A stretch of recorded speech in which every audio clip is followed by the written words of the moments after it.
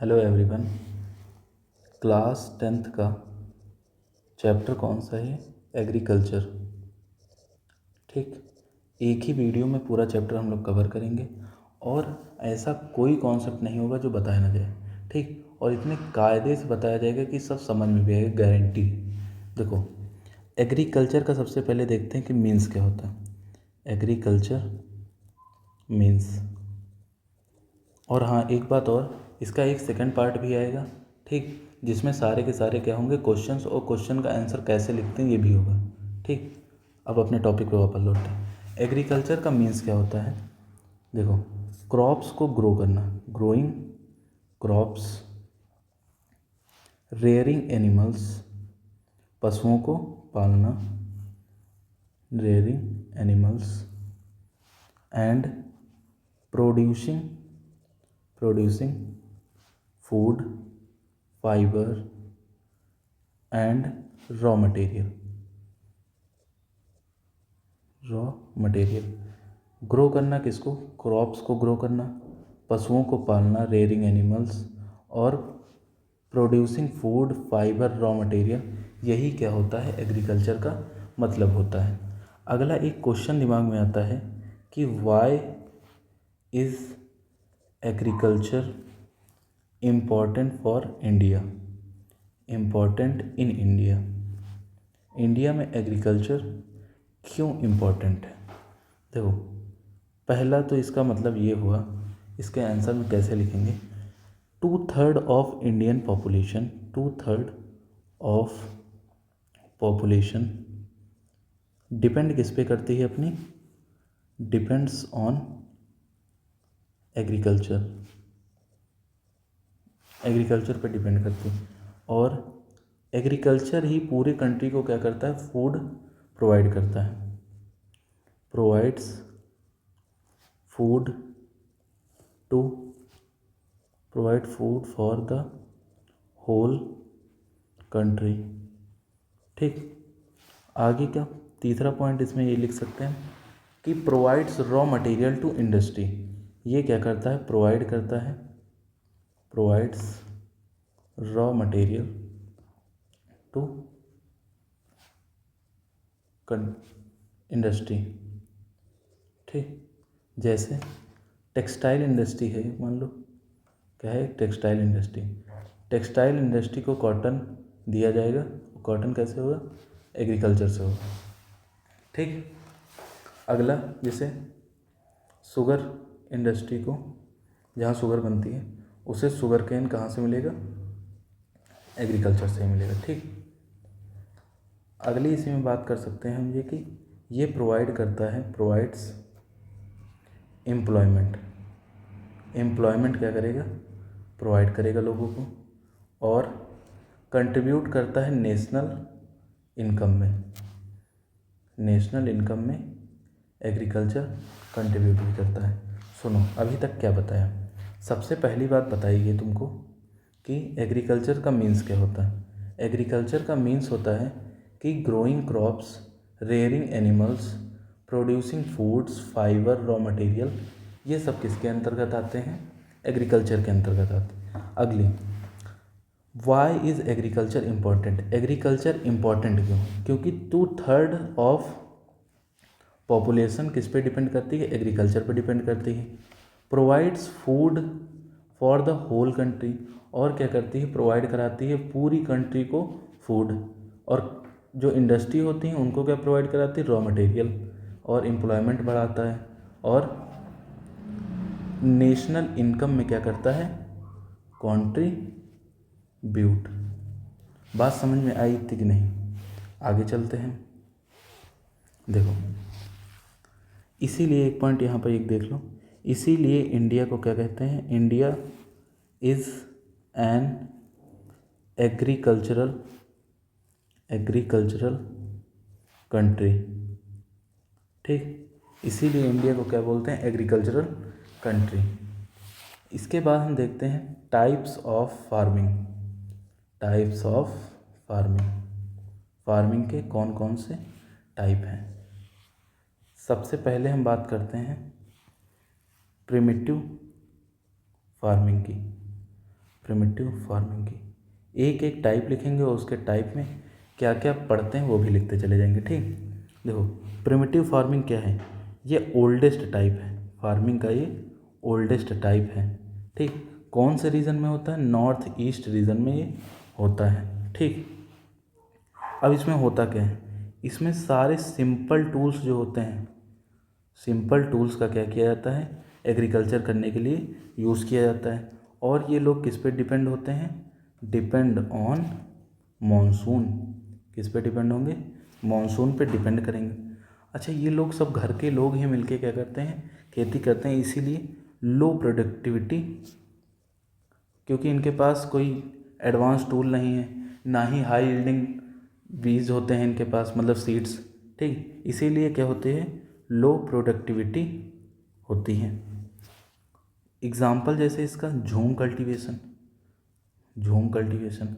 अब झूम कल्टीवेशन में होता क्या है, देखो एक मान लो जगह है, ठीक, उसमें क्या करेंगे, उसको जला देंगे। ठीक, जला के वहाँ पर क्या करेंगे, अपना एग्रीकल्चर करेंगे।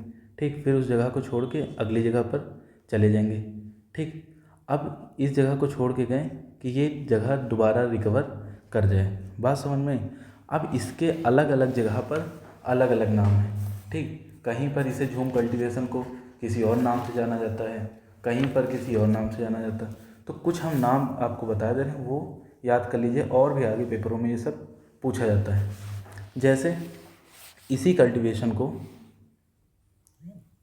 मैक्सिको, या देखो पूरे वर्ल्ड में होता है। ठीक, तो कुछ वर्ड के भी नाम लिखे दे रहे हैं। मैक्सिको एंड सेंट्रल अमेरिका में, सेंट्रल अमेरिका में इसी झूम कल्टीवेशन को क्या बोलते हैं, मिल्पा। ठीक, ब्राज़ील में क्या बोलते हैं इसे, ब्राज़ील में क्या बोलते हैं इसे, सॉरी, ब्राज़ील में इसे बोलेंगे रोका। क्या बोलेंगे इसे, रोका। ठीक, और इंडोनेशिया में क्या बोलते हैं, लदांग बोलते हैं। और वियतनाम में क्या बोलेंगे, रे बोलेंगे। हम बोल रहे हैं, आप लोग लिख लीजिए। ठीक, इसके वजह से इंडिया में बात की जाए तो मध्य प्रदेश में इसे क्या बोलते हैं, बेबर बोलते हैं। आंध्र प्रदेश में क्या बोलते हैं, पोड़ू बोलते हैं, पोड़ू। ठीक, इस तरह। और वेस्टर्न घाट में इसे क्या बोलते हैं, कुमारी बोला जाता है। उड़ीसा में क्या बोलते हैं, कुमान बोलते हैं। ठीक, ये सब इसके नाम हो गए। क्या बताया, प्रिमिटिव फार्मिंग सबसे ओल्डेस्ट टाइप है। प्रिमिटिव फार्मिंग क्या है, oldest type, north east region में क्या होता है, की जाती है। और इसका अलग अलग जगह पर अलग अलग नाम भी है। इसमें सिंपल टूल्स का यूज़ किया जाता है, डिपेंड ऑन मानसून होता है, लो प्रोडक्टिविटी होती है, और फैमिली लेबर्स होते हैं, फैमिली लेबर्स। ठीक, बात समझ में आई कि नहीं। अब अपने सेकंड टाइप पे चलते हैं, जो है इसका इंटेंसिव फार्मिंग। ठीक, सेकंड टाइप क्या है इसका, इंटेंसिव फार्मिंग। इंटेंसिव फार्मिंग, देखो इंटेंसिव फार्मिंग क्या होता है, इसमें जो होते हैं स्मॉल फॉर्म्स होते हैं, जगहें क्या होती हैं, कम होती हैं। ठीक, और स्मॉल फॉर्म्स होंगे बट लेबर क्या होंगे, ज़्यादा होंगे। स्मॉल फॉर्म्स और लेबर क्या हैं, ज़्यादा। जैसे जगह है थोड़ी सी और काम करने के लिए हैं क्या, बहुत सारे लोग। ठीक, और बट ये लोग यूज़ करेंगे क्या, यूज़ ऑफ फर्टिलाइज़र्स, फर्टिलाइज़र्स का यूज़ होगा। HYV सीड्स का भी ये लोग यूज़ करते हैं। HYV का मतलब होता है हाई यील्डिंग वेराइटी सीड्स। कहो इसका फुल फॉर्म ही पूछ लिया जाए बोर्ड में, हाई यील्डिंग वेराइटी सीड्स क्या होता है, इसका फुल फॉर्म होता है। अभी ये आगे आएगा, ठीक, जब ग्रीन रेवोल्यूशन की बात करेंगे तब। और इसमें क्या होगा, हाई प्रोडक्शन होगा, हाई प्रोडक्शन। और मोस्ट कॉमन पूछ लिया जाए, इंडिया में कॉमन फार्मिंग कौन सी होती है, यही होती है, कौन सी, intensive farming, most common farming in India. ठीक, अच्छा रीज़न किस इसका क्या होगा, बिहार, यूपी, हरियाणा। ठीक, यही वाला क्या होगा, इसका रीज़न होता है। ठीक, अगला हम टाइप चलते हैं, क्या है हमारा, commercial, commercial farming. Commercial farming में ये इसीलिए की जा सके कि इसे मार्केट में बेचने के लिए किया जाता है, फॉर सेलिंग इन मार्केट। ठीक, मार्केट में गुड्स को सेल करने के लिए ही फार्मिंग किया जाता है। और इसमें क्या होंगे, लार्ज फार्म्स होंगे। ठीक, फार्म्स जो होंगे इनके मतलब ज़मीनें क्या होंगी, बहुत ज़्यादा होंगी। ठीक, और ये लोग पूरा सब चीज़ अच्छा करते हैं, मतलब मशीन्स का भी यूज़ करेंगे, मशीन्स, केमिकल्स का यूज़ कर लेंगे। ठीक, HYV सीड्स का भी यूज़ करेंगे ये लोग। ठीक, और इसमें एग्जाम्पल क्या क्या हो गए तुम्हारे, जैसे कॉटन का कल्टीवेशन होगा। ठीक, शुगर केन का करेंगे, शुगर केन, टी हो गया, रबर हो गया और कॉफ़ी हो गया। ठीक, बात समझ में क्या बताया, प्रिमिटिव, इंटेंसिव और कॉमर्शियल। एक और हमारा टाइप बचता है, कौन सा, प्लांटिंग, प्लांटेनिंग। ठीक, फार्मिंग। इसमें क्या होता है, सिंगल क्रॉप को लगा देंगे कहाँ पर, पूरे लार्ज एरिया में लगा दिया जाएगा। Single crops in large area. एक एरिया मान लो बहुत सारा है, उसमें क्या है, एक सिंगल क्रॉप ही क्या कर दी जाएगी, लगा दी जाएगी। ठीक, इसमें और क्या, इसको इधर यहाँ पे इसके आगे लिखते हैं। ठीक, देखो इसमें कैपिटल जो होता है, कैपिटल क्या होगा इनका, इंटेंसिव होगा। ठीक, और यूज़ क्या करते हैं ये लोग, यूज़ करते हैं साइंटिफिक टेक्निक्स का। ठीक, साइंटिफिक टेक्निक्स का यूज़ करते हैं। और ये क्रॉप्स जो इनके द्वारा उगाई जाती हैं उनका यूज़ किस में किया जाता है, रॉ मटेरियल में। ठीक, रॉ मटेरियल में क्या किया जाएगा, इनका यूज़ किया जाएगा। ठीक, आगे एग्जाम्पल में इसके देख लेते हैं। एग्जाम्पल क्या है इसका, जैसे टी, पूरे इलाके में क्या लगा दिया, टी ही लगा दी। और टी याद रखना कहाँ, असम। ठीक, जैसे कॉफ़ी लगा दी, कॉफ़ी मतलब कर्नाटका में। ठीक, रबर हो गया, जैसे क्या हो गया तुम्हारा, रबर कहाँ, केरला। शुगर केन यूपी या महाराष्ट्र। ठीक, देखो ये बात समझ में आई कि नहीं। अभी तक हमने किसकी बात की, हमने एग्रीकल्चर का मीनिंग समझा कि एग्रीकल्चर होता क्या है। ठीक, एग्रीकल्चर मतलब क्रॉप्स को ग्रो करना, rearing animals, producing foods, fibre, raw material. Agriculture important क्यों है, ये चीज़ें देखी।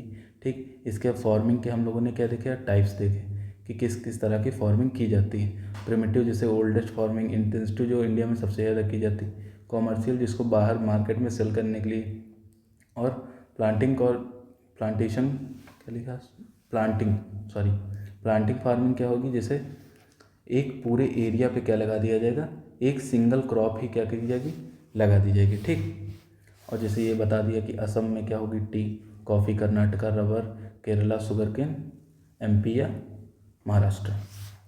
आगे हम देखते हैं मोस्ट इम्पॉर्टेंट बोर्ड के लिए, क्या, बोर्ड के लिए सबसे ज़्यादा इम्पोर्टेंट, क्रॉपिंग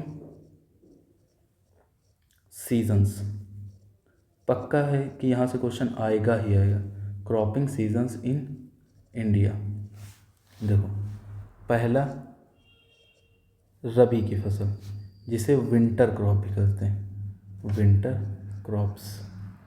सबसे पहले इनका बोया कब जाएगा इनका, और इनको काटा कब जाएगा, ये चीज़ इंपॉर्टेंट है, ये चीज़ से भी क्वेश्चन बनता है।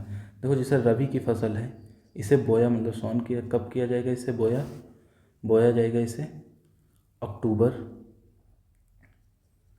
कहीं कहीं पे दिसंबर लिखा होता है, कहीं कहीं पे नवंबर लिखा होता है, जैसा ऑप्शन होगा वैसा काम होगा। ठीक, बोया कब जाता है इसे, अक्टूबर से नवंबर के बीच में। और काटा कब जाता है, मतलब हार्वेस्टेड कब किया जाता है, अप्रैल या जून। ठीक, अप्रैल से जून के बीच में। अच्छा, नीड क्या होती है इसके, रबी की जो क्रॉप्स होती हैं, रबी क्रॉप्स के लिए नीड क्या होगी, कूल क्लाइमेट होना चाहिए। ठीक, कूल क्लाइमेट। सबसे ज़्यादा इम्पोर्टेंट क्या है, इनके एग्जाम्पल। ठीक, जो कि पूछे जाते हैं, जैसे वीट हो गया, बार्ले हो गया, पीस हो गया, ग्राम हो गया, मस्टर्ड। मतलब सरसों। और इनका रीजन मतलब जैसे पंजाब वाला रीजन हो गया इंडिया का, पंजाब, हरियाणा, यूपी। ठीक, क्या बताया, रबी क्रॉप्स में बोई कब जाएंगी, अक्टूबर से नवंबर दिया होगा तो अक्टूबर से नवंबर, अक्टूबर से दिसंबर दिया होगा तो अक्टूबर से दिसंबर। काटी कब जाएंगी ये क्रॉप्स, काटी जाएंगी अप्रैल और जून टाइम पे। नीड क्या होगा, इनको कूल क्लाइमेट चाहिए, और एग्जाम्पल और रीज़न। ठीक, फिर हम दूसरे टाइप की फसल होती खरीफ की फसल, खरीफ क्रॉप। खरीफ क्रॉप जैसे इसी को और बोलते हैं मानसून क्रॉप, मानसून क्रॉप्स। फिर से बोई कब जाएंगी, बोई जाएंगी जून जुलाई वाले टाइम, जून जुलाई वाले टाइम पीरियड में। हार्वेस्ट कब की जाएंगी, हार्वेस्टेड सितंबर से अक्टूबर। ठीक, नीड क्या होगी इनकी, नीड होगा रेनफॉल, ठीक, and warm climate, rainfall and warm climate कि इनके नीड होगी। ठीक, मानसून है तो सीधी सी बात है, गर्मी होगी और बारिश तो होगी ही होगी। एग्जाम्पल क्या आ गया, जैसे राइस, मेज, ज्वार, बाजरा। भैया एग्जाम्पल सबसे ज़्यादा इम्पोर्टेंट, सोयाबीन, सोयाबीन और क्या लिख देते हैं, कॉटन लिख देते हैं। ठीक, कॉटन भी इसी में आएगा। रीज़न क्या है, जैसे असम, वेस्ट बंगाल, उड़ीसा, महाराष्ट्र, तमिलनाडु। ठीक, रबी की क्रॉप अक्टूबर से नवंबर या दिसंबर, हार्वेस्ट अप्रैल से जून। नीड क्या होगा, कूल क्लाइमेट, एग्जाम्पल, रीज़न। इसी तरह खरीफ की फसल। अब इन दोनों के बीच में एक और फसल लगाई जाती है बीच में, जिसे बोलते हैं जायद फसल। जायद फसल मतलब जायद क्रॉप। ठीक, ये होती है शॉर्ट समर क्रॉप, इसे और बोलते हैं शॉर्ट समर क्रॉप्स। ये कब ग्रो की जाती हैं, ग्रोन बिटवीन रबी एंड खरीफ, रबी और खरीफ के बीच में क्या की जाएंगी, ग्रोन की जाएंगी। ठीक, एग्जाम्पल देख लो इसके, जैसे वाटरमेलन, कुकुम्बर, कुकुम्बर। ठीक, और वेजिटेबल्स जो होती हैं ये। ठीक, ये तो हमारी बात किसकी हो गई कि क्रॉप सीजन इन इंडिया। अब कुछ मेजर क्रॉप्स के बारे में देख लेते हैं। बोर्ड में पूछा जाता है कि राइस के लिए बताओ कैसी क्रॉप है, टेम्परेचर, रेनफॉल, सॉयल, स्टेट, ये सब क्या होगा। ठीक, इम्पॉर्टेंट है, अभी 2025 में ही इसका एक लॉन्ग आया था पूरा पूरा लिखने को। ठीक, तो देखते हैं, देखो मेजर, दिखिए नहीं रहा कलर, 2 मिनट, देखो major crops in India, major crops in India. सबसे पहले हम बात करते हैं फूड क्रॉप्स की। जैसे पहला ले लिया हमने राइस, किसकी बात करेंगे हम, राइस की बात करेंगे। देखो सबसे पहले राइस कैसी क्रॉप है, खरीफ क्रॉप है, अभी ऊपर बताया। राइस कैसी क्रॉप, खरीफ क्रॉप। अब दूसरा क्वेश्चन आता है कि टेम्परेचर क्या होना चाहिए राइस के लिए। देखो 25 डिग्री सेल्सियस से ज़्यादा टेम्परेचर होना चाहिए। रेनफॉल के बारे में बात की जाए, सब जैसे राइस पढ़ रहे हैं फिर वीट पढ़ेंगे फिर मिलेट्स पढ़ेंगे, सब में यही चीज़ें पढ़ेंगे। ठीक, कैसी फसल है, टेम्परेचर कैसा होना चाहिए, रेनफॉल क्या होगी, सॉइल क्या होगा, स्टेट क्या होगा। ठीक, रेनफॉल क्या होनी चाहिए, 100 सेंटीमीटर से ज़्यादा होनी चाहिए। सॉइल कैसी होती है इसकी, क्ले, क्ले टाइप सॉइल होती है। अगली बात है स्टेट्स, वेस्ट बंगाल हो गया, यूपी हो गया, बिहार, उड़ीसा, पंजाब, ये सब क्या है इसके रीजन होते हैं। अच्छा, वर्ल्ड में सबसे ज़्यादा प्रोड्यूस कौन करता है, चाइना। ठीक, और दूसरे नंबर पे कौन करता है, इंडिया। ठीक, राइस में क्या बताया तुमको, खरीफ की क्या है क्रॉप है, टेम्परेचर 25 सेंटीमीटर से ज़्यादा होना, 25 डिग्री सेल्सियस से ज़्यादा होना चाहिए, रेनफॉल 100 सेंटीमीटर से अधिक होनी चाहिए, सॉइल कैसी होगी, क्ले। स्टेट तो लिखे हैं। सेकेंड नंबर पे आता है वीट। देखो वीट कैसी क्रॉप है, रबी क्रॉप है, ठीक, या इसे हम विंटर क्रॉप भी बोलते हैं, अभी ऊपर बताया था, ठीक, इसे हम क्या बोलते हैं, विंटर क्रॉप। टेम्परेचर कैसा होता है, टेम्परेचर 10 से 15 डिग्री सेल्सियस होना चाहिए। सॉयल कैसी होगी, लूमी सॉयल होगी, ठीक। स्टेट्स कौन कौन से, पंजाब हरियाणा, ठीक, और यूपी और एमपी। रेनफॉल कितनी होनी चाहिए ये भी लिख लो, रेनफॉल 50 to 75 सेंटीमीटर। बात समझ में आई। देखो वीट बता दिया, राइस बता दिया, अब आगे देखो मिलेट्स, हिंदी में बोलते हैं मोटे अनाज।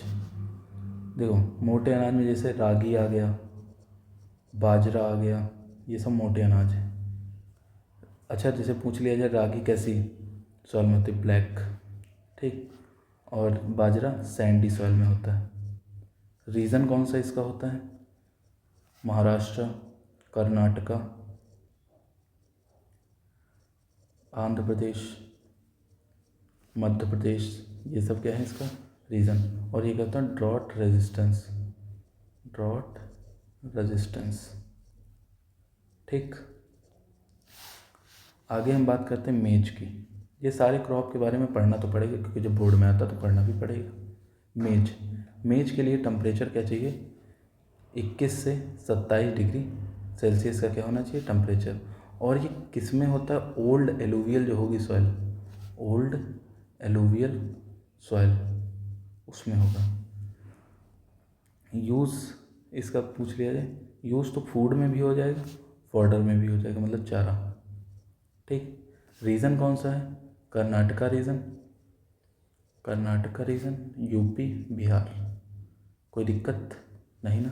अभी तक हमने क्या देखा, अभी तक हमने फूड क्रॉप में राइस के बारे में पूरी जानकारी ली, वीट के बारे में देखा, रबी की और इसके मिलेट्स, फिर मेज, ये इसके बाद आगे देखते हैं। देखो ये सारी क्या थी, फूड क्रॉप। अब देखते हैं हम कैश क्रॉप्स, मतलब जिनसे रुपया मिलता है, ठीक।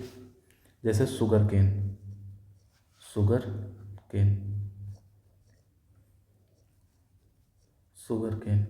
देखो इसके लिए क्लाइमेट कैसा चाहिए, ट्रॉपिकल क्लाइमेट चाहिए, ट्रॉपिकल क्लाइमेट।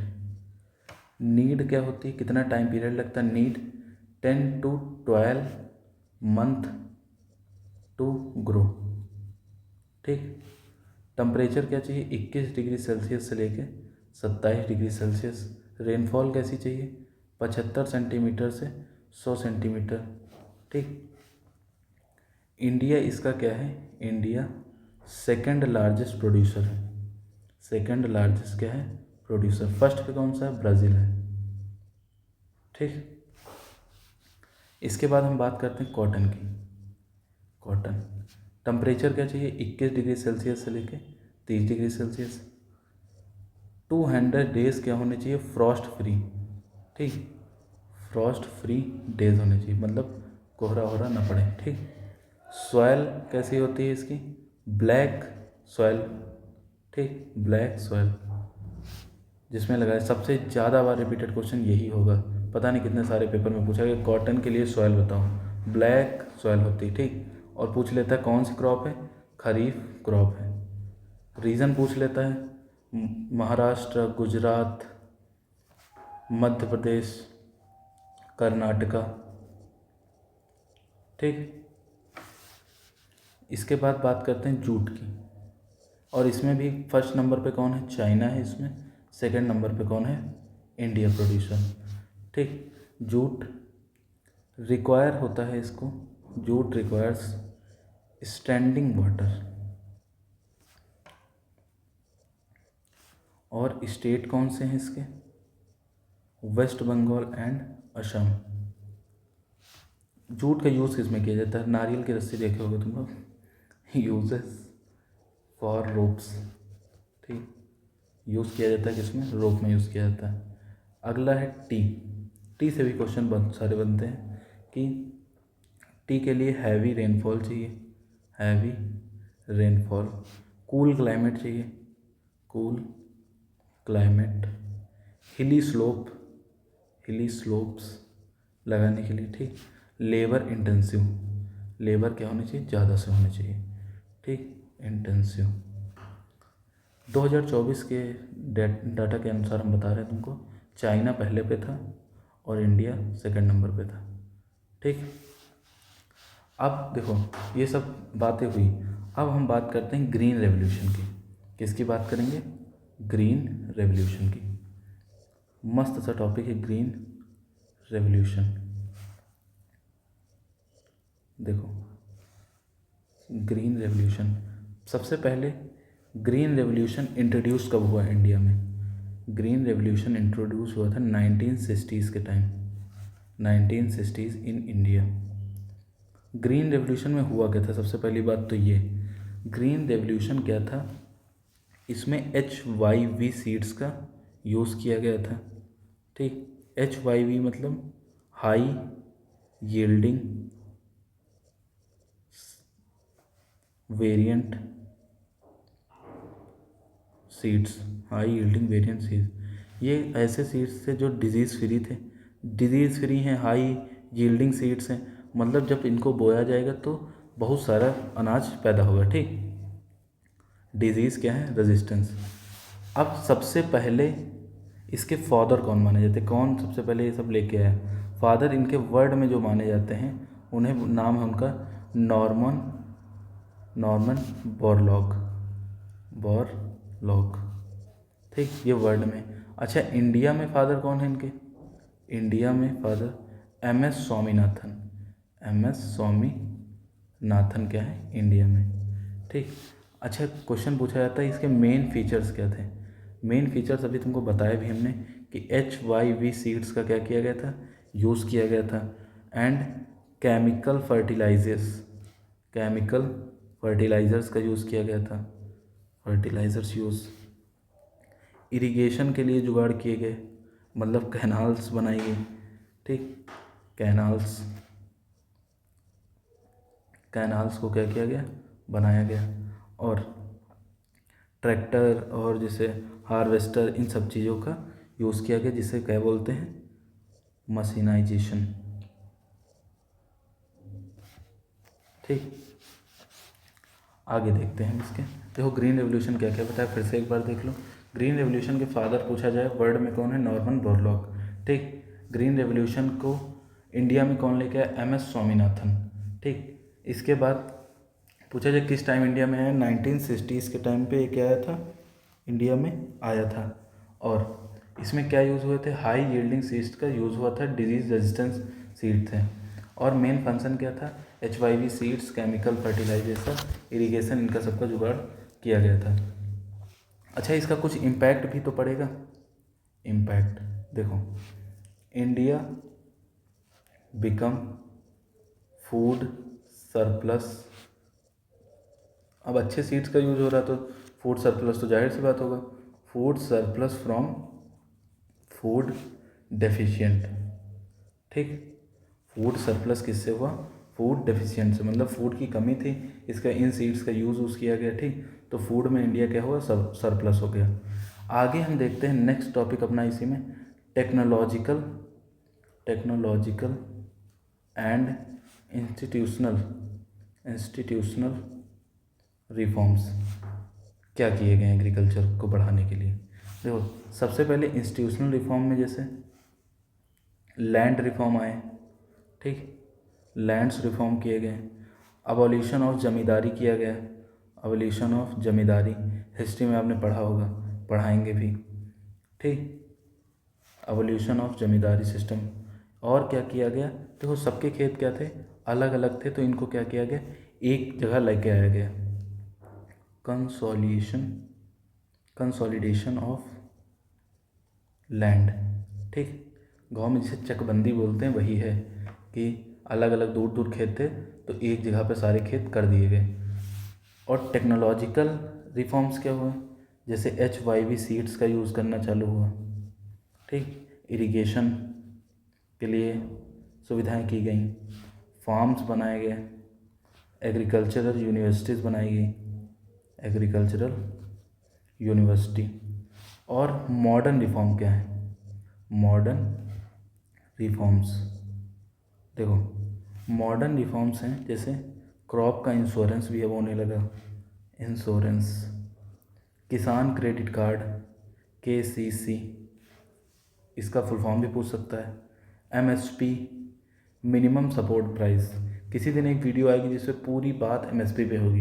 अभी आपने सुना होगा कि दिल्ली में जो किसान आंदोलन चल रहा था ये भी MSP के ही लिए था, ठीक। और मोबाइल ऐप्स, मोबाइल के ऐप पे क्या है, बहुत सारे ऐप्स हैं जिससे हमको अलग अलग जगह के रेट पता चल जाते हैं और हम अपने जो अपना अनाज है उसे ज़्यादा दामों में बेच सकते हैं, ठीक। इसके बाद प्रॉब्लम भी तो कुछ होंगी। अभी तक हमने कितना पढ़ा एक बार देख लेते हैं। देखो सबसे पहले एग्रीकल्चर का मीन्स क्या होता है, ठीक। इसके बाद एग्रीकल्चर इम्पोर्टेंट क्यों है, उसके बाद टाइप्स ऑफ फार्मिंग, उसके बाद crops seasons, cropping seasons in India, इसके बाद मेजर क्रॉप्स इन इंडिया कि कौन कौन सी मेजर क्रॉप हैं, कैसे कैसे होती हैं। इसके बाद ग्रीन रेवोल्यूशन के बारे में देखा, फिर technological and institutional reform.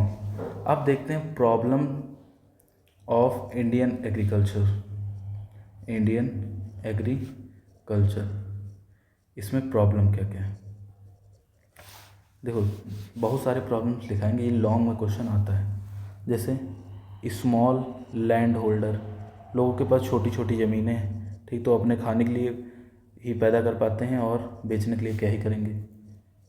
Over dependency, over dependency on monsoon, over dependency on monsoon पे है, monsoon. Low productivity, low productivity, soil degradation, soil degradation,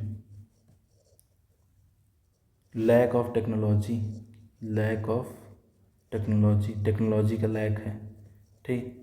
poor storage and marketing, poor storage and marketing.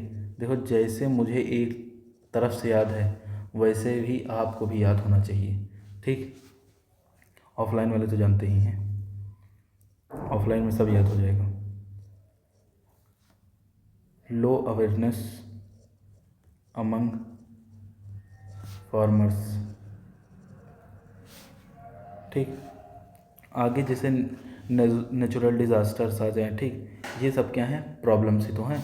Small land holder, मान लो इतना सा हमारे पास खेत है, ठीक, अब उसमें अपने खाने के लिए उगाएंगे चीज़ें कि बेचने के लिए उगाएंगे, ठीक। ज़्यादा खेत हो तो कुछ सोचा भी जा सकता है, ठीक।